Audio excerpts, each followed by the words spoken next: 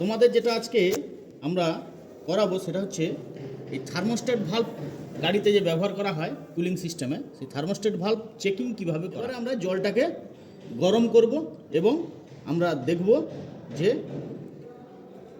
এইটা আমরা জলে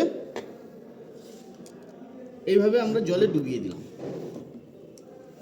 এবং সঙ্গে সঙ্গে সেই জলে আমরা থার্মোমিটারটাকেও রাখলাম, দিয়ে থার্মোমিটারটাকে আমরা অন। এখন দেখাচ্ছে কত,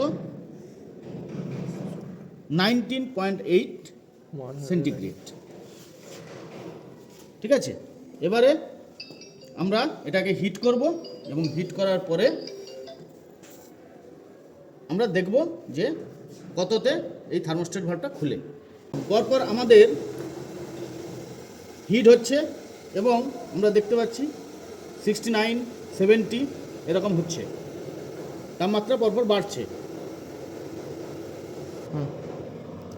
দেখো এখন 80 হয়েছে, এখনও পর্যন্ত কিন্তু আমাদের ভাল্ব খোলেনি, থার্মোস্ট্যাট ভাল্ব এখনও পর্যন্ত খুলেনি। 90 স্টার্ট হয়েছে, আবার এটা দেখো এখন টেম্পারেচার 91, এখন আমাদের ভাল্বটা কিন্তু খুলে গেছে। গ্যাপ দিয়ে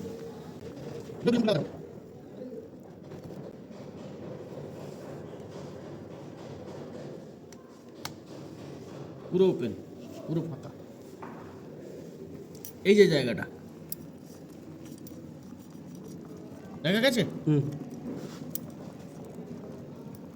পুরো। এখন আমাদের এই ভাল্বটা খুলে গেছে। এবারে দেখবো আমরা কত ডিগ্রি পর্যন্ত কমলে আমাদের এই ভাল্বটা পুনরায় আবার বন্ধ হয়।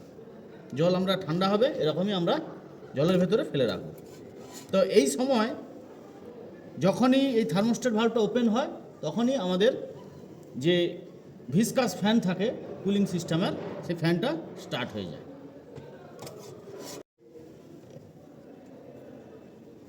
এখন আমরা দেখছি পুরোপুরি আমাদের থার্মোস্ট্যাট ভাল্বটা বন্ধ হয়ে গেছে।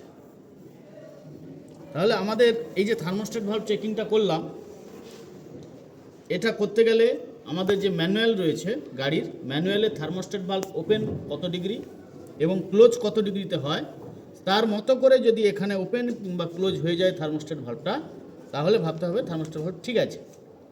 আর যদি ম্যানুয়ালের সঙ্গে ম্যাচ না হয় তাহলে এই ভাল্বটা ভুল আছে।